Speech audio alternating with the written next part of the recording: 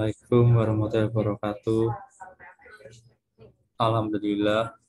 Allahumma sholli ala sayyidina Muhammad wa ala sayyidina Muhammad. Selamat pagi, salam sejahtera untuk kita semua. Melanjutkan pembahasan minggu kemarin tentang segmentasi yang dilanjutkan dengan morfologi. Ya, nanti ini saya ambil atau saya cuplik dari buku yang bisa di-download ya, karya dari Abdul Qadir, Bapak Abdul Qadir, mengenai pengolahan citra digital menggunakan MATLAB. Jadi nantinya ada pengertian operasi morfologi, kemudian matematikanya bagaimana, dan operasi dasar seperti operasi dilasi, erosi, opening, dan closing, yang insya Allah nanti akan diimplementasikan juga atau dilakukan praktikumnya menggunakan MATLAB ataupun Python. Oke, langsung saja di sini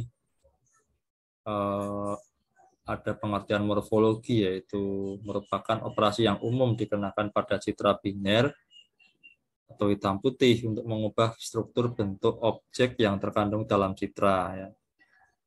Sebagai contoh, lubang pada daun dapat ditutup melalui operasi morfologi, ya. Sebagaimana ditunjukkan pada gambar 7.1, objek-objek daun yang saling berhimpitan pun dapat dipisahkan melalui morfologi.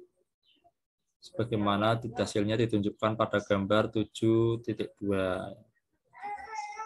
Beberapa contoh lain aplikasi tersebut ada, yaitu membentuk filter spasial, kemudian membentuk oleh skeleton atau rangka, kemudian menentukan letak objek di dalam citra dan memperoleh bentuk struktur objek. Ya. Kita mulai dari kalimat awal, yaitu jadi ini umum ya dilakukan ya untuk mengubah struktur bentuk objek yang terkandung dalam citra. Jadi kemarin kan kalau segmentasi itu kan mungkin hanya memisahkan antara background dengan foreground, pada umumnya kan seperti itu. Nah, nanti ketika pemisahan itu terkadang ada lubang, ada semacam warna yang tidak rata, sehingga ketika dilakukan binarisasi ya atau segmentasi itu akan menimbulkan lubang seperti ini. Nah, ini kan ada celah di sini gitu ya. Nah, oleh operasi morfologi celah itu ditutup supaya rata seperti ini gitu. Jadi yang hitam mana, yang putih mana itu jelas. Jadi seperti itu. Ini konsep dasarnya ya. Jadi makanya kadang operasi segmentasi dan morfologi itu bisa menjadi satu, bisa digabung dengan tujuan nanti untuk menyempurnakan operasi segmentasi yang sudah didapatkan.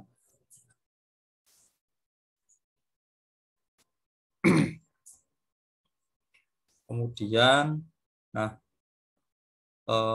ini juga ada contoh daun-daun yang bersinggungan. Ya. Kalau tadi kan menebalkan atau operasinya itu menebalkan ini supaya menjadi putih semua seperti ini. Nah, kalau ini memisahkan, jadi daun-daun yang bersinggungan karena menempel kan, karena pada kenyataannya kan ini kan tidak menempel gitu ya. Ketika mungkin difoto kemudian disegmentasi, jadinya ada yang bersinggungan, makanya itu dipisahkan. Jadi posisinya itu akhirnya direnggangkan satu dengan yang lain. Nah, apakah morfologi itu hanya bisa untuk biner? Jadi ya memang pada umumnya untuk biner, karena kan untuk segmentasi atau pengenalan pola biasanya arahnya ke situ. Tapi bisa juga dikenakan pada aras keabuan atau grayscale. Ya. Nah, nanti akan dibicarakan dilakukan di bagian akhir bab ini. Tapi kita ini khusus bahas yang sisa biner terlebih dahulu. Ya.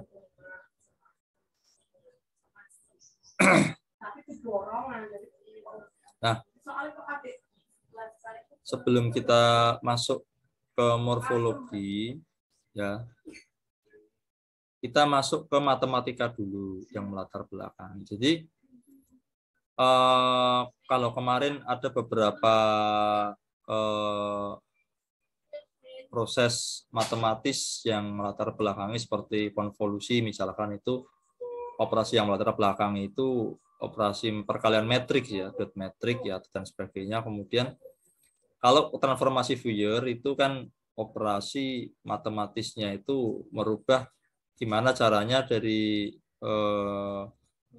citra spasial ke citra digital, citra ranah frekuensi supaya nanti memanipulasinya itu di ranah frekuensi tersebut. Nah, kalau di operasi morfologi ini matematika yang dilakukan adalah selain dari perkalian metrik itu ada teori himpunan. Nah, untuk memahami operasi morfologi, pemahaman terhadap operasi himpunan seperti interseksi atau irisan, terus gabungan dan gabungan atau union yang mutlak diperlukan. Jadi dua ini untuk mempelajari dasar dari morfologi sudah cukup ya. Ada gabungan, ada interseksi itu sudah cukup. Ya meskipun nanti ada lanjutan-lanjutan lain seperti konsep apa namanya digital dasar itu juga diperlukan ya. Nah, kita mulai ke yang gabungan terlebih dahulu. Selain itu, pemahaman terhadap operasi logika seperti atau dan n, or dan n ya, atau kemudian nanti ada XOR, ada XNOR, ada NOT ya, itu juga ada. Nah, kita mulai dari yang pertama, misalkan terdapat himpunan A yang berada di dalam bidang Z kuadrat ya, atau berdimensi 2 ya. Jadi karena kan kembali lagi citra digital itu dimensinya 2 ya. Apabila A sama dengan A1, A2 adalah suatu elemen atau anggota di dalam A, maka dapat ditulis, maka A, A ini ya dapat ditulis menjadi E itu bagian dari A atau E elemen dari A. A itu elemen dari A kecil, elemen dari A besar ini. Nah, arti notasi di atas bahwa A kecil ini ya A1 A2 ini adalah anggota himpunan A ya, karena elemen E ini elemen A. Kebalikannya jika A itu bukan anggota himpunan A ya, misalkan A3 ya, A3 itu anggota elemen atau anggota bagian himpunan B ya. Nanti nulisnya ya A itu bukan elemen dari A besar ini. Di A kecil ini bukan elemen dari A besar ini. Seperti itu. Itu konsep awal himpunan. Sebagai contoh, misalkan S sama dengan 1 dan 2. Kemudian T sama dengan 1 dan 4. Sedangkan himpunan A berisi seperti berikut. 1, 1, 1, 2, 1, 3, 2, 1, 2, 2. Nah, ini seperti titik-titik pada piksel ya. Pada contoh tersebut, A memiliki 5 anggota. Berdasarkan contoh tersebut, maka dapat dituliskan fakta sebagai berikut, bahwa S itu, di S ini ya, 1,2 ini adalah bagian dari A ya, karena ada di sini. Nah, kemudian T itu bukan bagian atau bukan elemen dari A, karena 1,4 tidak ada di dalam himpunan A. Ya. Ya, seperti itu. Nah, kemudian setiap elemen itu hanya dapat menjadi anggota himpunan 1 kali ya. Maksudnya 1 kali itu tidak boleh berulang begitu. Karena kan makanya ketika penjumlahan biasa dengan penjumlahan himpunan itu akan berbeda. Kalau penjumlahan biasa itu mungkin bisa berulang seperti ini, misalkan 1,1 ya, misalkan A tambah B gitu ya. Di A ada 1,1, di B ada 1,1, maka kan berulang nanti. Misalkan C sama dengan A plus B gitu ya. Nanti berulang. Tapi ketika kita menjumlahkan himpunan, ya kalau sudah ada 1 kali tidak bisa diulang lagi. Nah, kalau tidak seperti ini, berarti sesungguhnya bahwa A itu hanya mempunyai 3 anggota, yaitu 1,1, 2,1, 2,3 ya. Karena 1,1 ini berulang. Ya, 2,1 juga berulang 2 kali. Sama ya. Notasi 0 atau notasi kosong biasa terdapat dalam pembicaraan himpunan. Simbol tersebut menyatakan himpunan kosong, yaitu himpunan yang tidak memiliki anggota sama sekali. Apabila A dan B adalah himpunan dan setiap anggota himpunan B merupakan anggota himpunan A, dikatakan bahwa B adalah subhimpunan A. Notasi yang bisa digunakan itu seperti ini. Nah, ini penggabungan ya. B itu subhimpunan. Nah, ini kalau penggabungan seperti ini, simbolnya huruf U tapi agak lebar tanpa garis tegak di sebelah kanan. Union adalah penggabungan dari dua buah himpunan, misalkan C sama dengan A gabungan B. Ini bahasanya gabungan ya. Kasih spasi dulu. Oke, seperti itu. Berikutnya, nah contohnya seperti ini. Ini langsung saja kita masuk ke operasi himpunan yang terdapat pada piksel-piksel tertentu. Jadi C ini, ya, union adalah penggabungan dari dua buah himpunan. Ya. Jadi hasil penggabungannya itu adalah C ya. Misalkan A gabungan B, ya. C sama dengan A gabungan B. Ini bahasanya A gabungan B.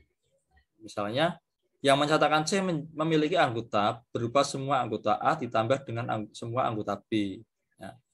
Diingat ya, semua anggota A ditambah dengan semua anggota B.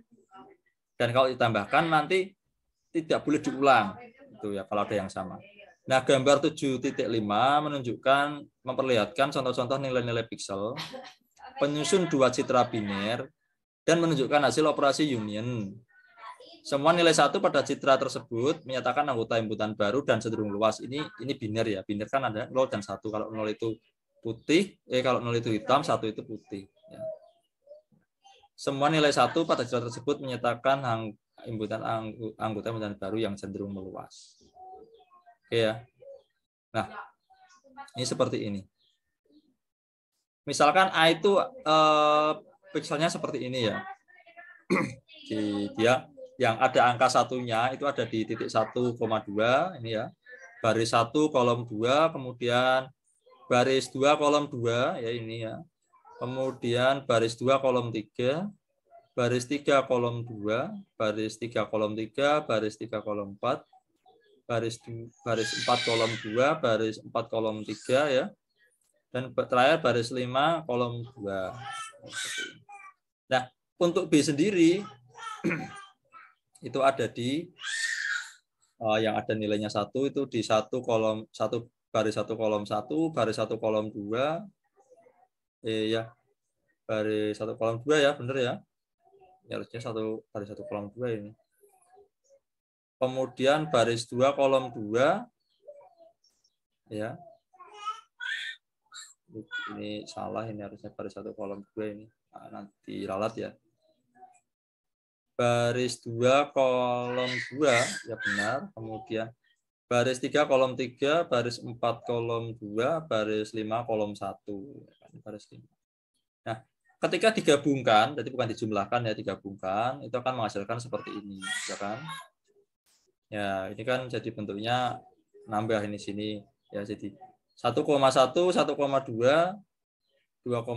2,3, 3,2, 3,3, 3,4, 4,2, 4,3, 5,1 dan 5,2. Jadi kan gabungan kita bisa lihat di sini. Ya, ini ya ini kan gabungan ini. Nah, ini nggak bisa diulang karena ini coba kita lihat di sini. Angka di sini kan yang di A sama B ada itu kita ambil 4 baris 4 titik baris 4,2. Ini juga baris 4,2 ada. Nah, di sini hanya sekali aja, tidak boleh diulang 2 kali. Karena di A dan B itu sudah ada, jadi tidak perlu diulang 2 kali. Ini hasil gabungannya. Gambarnya jadi seperti ini. Jadi gambar ini digabung dengan gambar ini ya. Atau himpunan ini akan menghasilkan seperti ini. Jadi seperti itu, ya. Ini gabungan.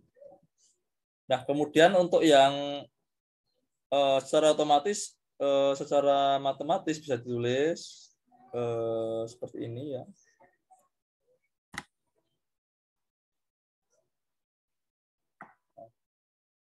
Nah, kemudian ada lagi interseksi atau irisan, menyatakan operasi yang menghasilkan himpunan semua anggota yang terdapat di kedua himpunan.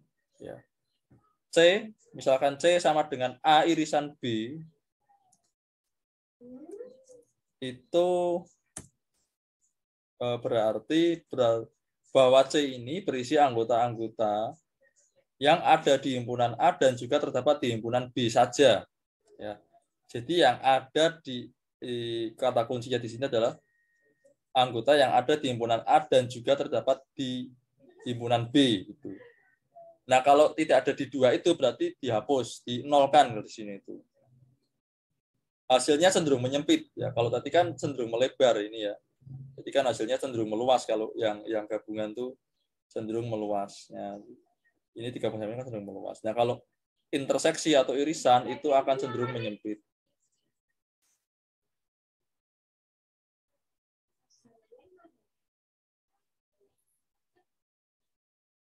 Nah,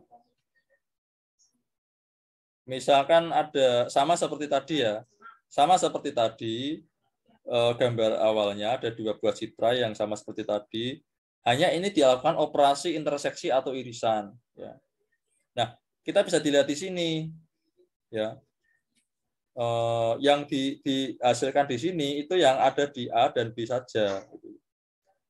Misalkan di A itu ada titik 1 baris 1, kolom 2 ya, 1,2 ya. Di sini kan juga ada 1,2 nih. Jadi ditulis nih 1,2 nih. Ya.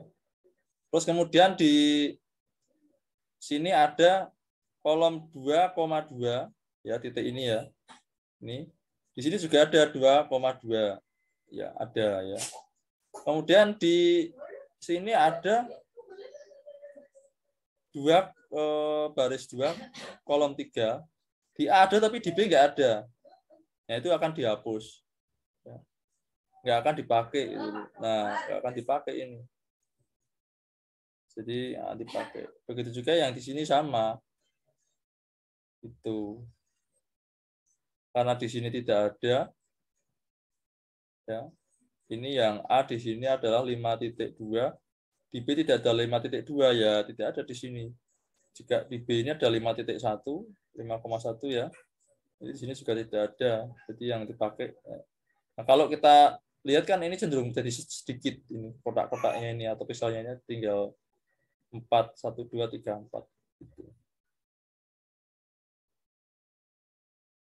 Oke ya. Kalau ini operasi komplement. Operasi komplement itu kebalikan ya. Misalkan A itu sama dengan ini ya, gambar yang tadi sama. Kemudian AC-nya itu seperti ini. Yang bukan himpunan A ya, berarti yang ini di luar ini.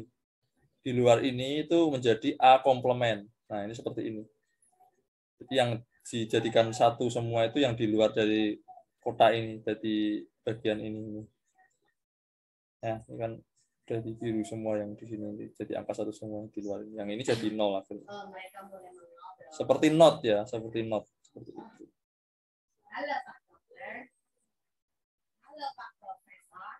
Oke, untuk